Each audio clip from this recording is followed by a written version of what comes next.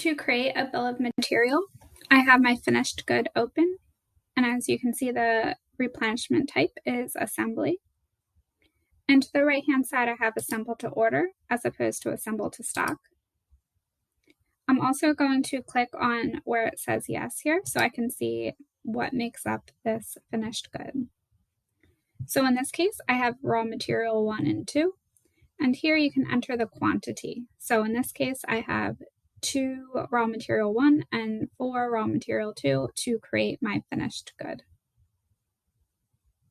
Now from here, I can see things like the structure of the bill of materials.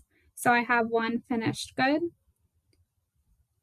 and then below that I have what makes up that finished good, and you can expand and drill down as needed.